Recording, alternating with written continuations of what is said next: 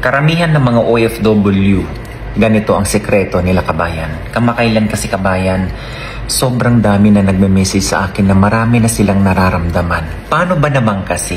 Comment down below ka kung ikaw ay isang OFW, sea-based man o land-based. Totoo nga ba itong sinasabi ko? Totoo to kabayan. Kasi tinatanong ko to mismo dun sa mga followers ko na nagme-message sa akin. Karamihan ganito ginagawa. Ano yan, sir? Okay, pasintabi po ha. Kung ikaw matamaan, mag-message ka na lang dyan o mag-comment ka na lang dyan. Yung tipo, iba-iba tayo ng tulog.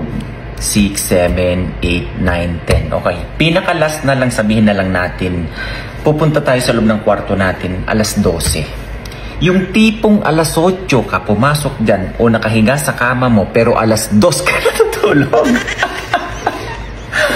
Alas 9, nakahiga ka sa kama mo, panay dot-dot sa cellphone, hindi mo na malayan, nagsasala na. Totoo yan. Lalo na pag malakas ang wifi. Ayan o, di ba? Nasa inyo naman yan kabayan. Pero ang sinasabi ko dito, napaka-importante po kasi ng maganda ang tulog, na maganda ang pahinga. Isipin mo ha, baka yung kung ikaw habang nagtatrabaho ka dyan, inaantok ka. Nasa trabaho, naantok. Pero pagdating sa kwarto, basta nakahawak ng cellphone, pak, gising na gising ang diwa mo. Totoo hindi? Yan ang buhay OFW, kabayan. Katotohanan yan at wala yung paltos sa paggawa ng ganyan. Paano ka hindi makakaramdam ng pananakit ng katawan kabayan? O meron ka na ngayong nararamdaman dahil dyan sa ginagawa mo? Kulang na kulang ang OFW kabayan sa tulog. Totoo yan. Kung kayo kulang sa tulog, bawiin nyo sa tamang sustansya ng inyong kinakain. Ulitin ko ha. Lalo na kung yung pinagpupuyatan mo kabayan, pinili mo siya pero hindi ka pinaglaban. Diyos ko, huwag yung magalit ha, OFW din ako kabayan. Kasi tinatanong ko sila, anong oras ka natutulog? Pero hindi ganun ang approach ko. Anong oras ka ba pumapasok sa kwarto mo? Anong oras ka nakahiga sa kwarto mo? The following na question, anong oras ka natutulog? Ang layo ng gap kabayan. Alas 8 nakahiga na yan, pero pagdating alas 3 pa natutulog. Isipin nyo yan, no? Gising na gising pindiwa nyo dyan.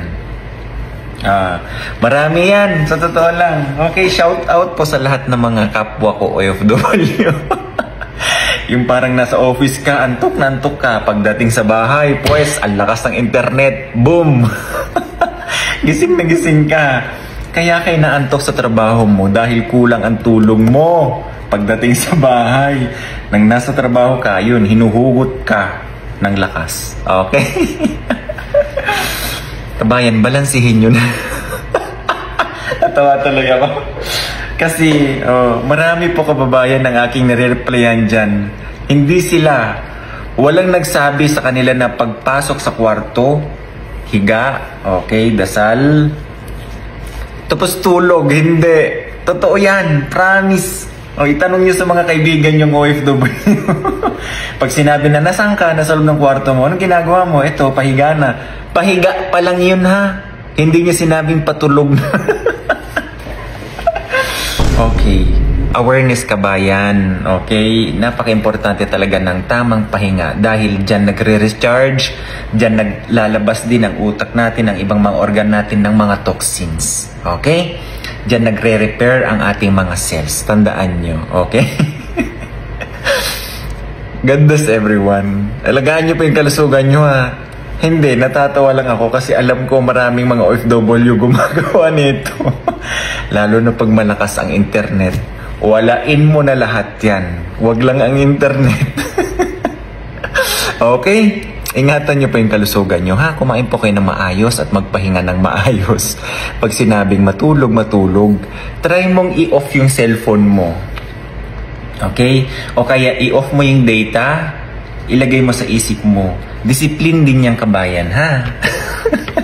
Ay, hindi sir, hindi ko kasi kayang gawin eh. Nasa inyo po yan, kabayan. Lalo na't may nararamdaman ka na, okay? God bless everyone. Bye-bye.